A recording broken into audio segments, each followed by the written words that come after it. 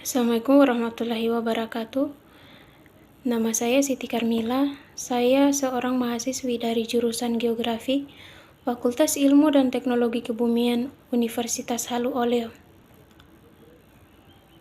Hari ini saya akan menjelaskan tentang pengertian geografi, sejarah geografi, apa itu geografi fisik, apa itu geografi manusia, dan yang terakhir adalah apa yang saya inginkan setelah lulus dari jurusan geografi, dan apa yang ingin saya selesaikan di dunia ini.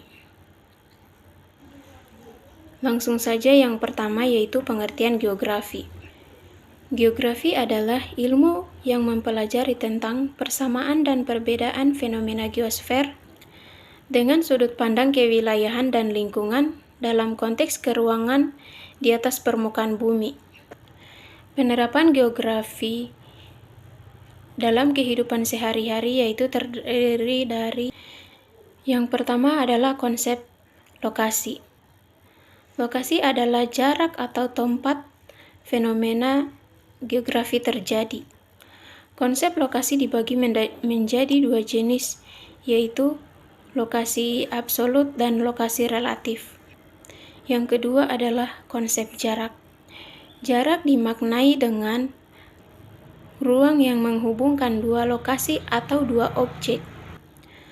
Konsep jarak seringkali diterapkan dalam kehidupan sehari-hari, baik untuk keperluan sosial, ekonomi, dan lain sebagainya. Yang ketiga yaitu konsep morfologi. Konsep morfologi berkaitan dengan bentuk permukaan bumi secara keseluruhan. Misalnya dataran rendah, dataran tinggi, pegunungan, lembah, dan lain sebagainya. Morfologi sendiri berkaitan dengan bentuk lahan, ketebalan tanah, dan ketersediaan air. Yang keempat yaitu konsep keterjangkauan. Keterjangkauan adalah jarak yang mampu dicapai dengan maksimum dari suatu wilayah ke wilayah lain. Konsep keterjangkauan tetapi juga sarana dan prasarana penunjang. Yang kelima yaitu konsep pola.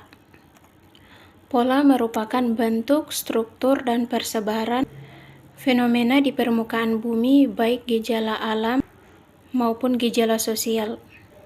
Gejala atau fenomena alam itu dapat berupa aliran sungai, persebaran vegetasi pohon, jenis tanah, curah hujan, dan lain-lain. Sedangkan gejala sosial atau fenomena sosial yaitu permukiman, mata pencaharian, dan jenis perumahan warga atau persebaran penduduk, dan lain sebagainya. Yang keenam adalah konsep aglomerasi. Konsep aglomerasi adalah adanya suatu fenomena yang mengelompok menjadi suatu bentuk dan struktur.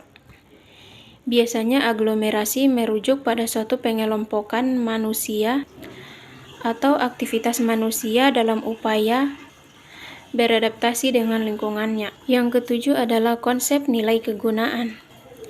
Nilai kegunaan merupakan konsep yang berhubungan dengan nilai guna suatu wilayah yang dapat dikembangkan menjadi potensi untuk penunjang perkembangannya.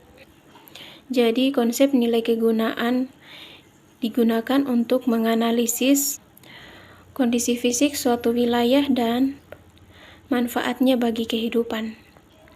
Yang kedelapan yaitu konsep interaksi atau interpendensi.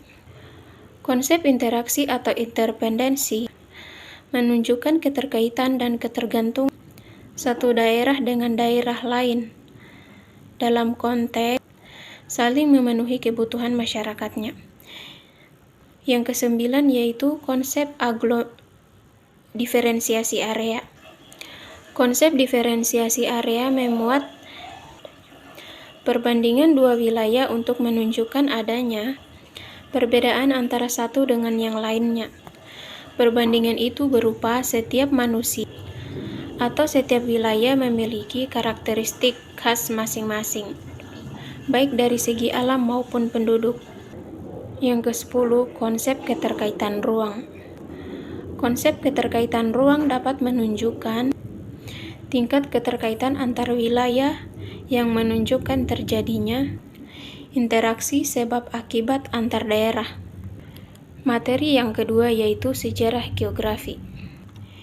Istilah geografi pertama kali diperkenalkan oleh seorang filsafat atau ahli astronomi terkenal yang bernama Eratosthenes pada tahun 194 sampai 276 sebelum Masehi.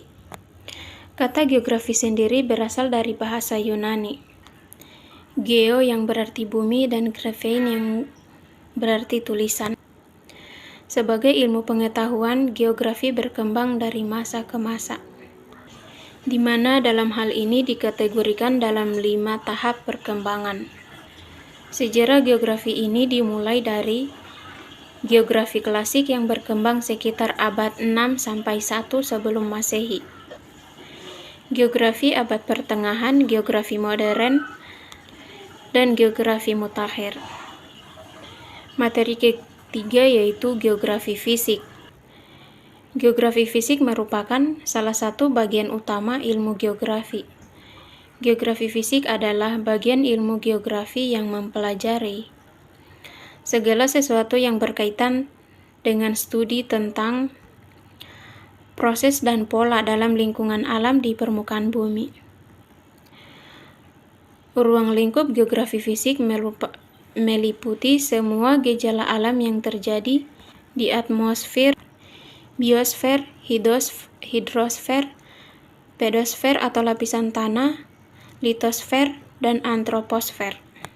Perhatian utama geografi fisik adalah lapisan hidup dari lingkungan fisik, yaitu zona tipis dari dataran dan lautan yang di dalamnya terdapat sebagian besar fenomena kehidupan. Salah satu contoh geografi fisik yaitu meteorologi atau ilmu yang mempelajari tentang cuaca, geologi atau yang biasa disebut ilmu yang mempelajari tentang batuan, geomorfologi yaitu ilmu yang mempelajari tentang bentuk permukaan bumi, klimatologi ilmu yang mempelajari tentang iklim, oceanografi ilmu yang mempelajari tentang lautan, dan hidrologi atau ilmu yang mempelajari tentang perairan. Materi keempat yaitu geografi manusia. Geografi manusia adalah studi yang mempelajari tentang hubungan timbal balik antar Geografi manusia adalah studi tentang hubungan timbal balik antara orang, tempat, dan lingkungan. Ruang lingkup geografi manusia meliputi geografi penduduk, geografi ekonomi, geografi politik, geografi permukiman, dan geografi sosial. And the last one is, after graduating, I want to be a surveyor and want to continue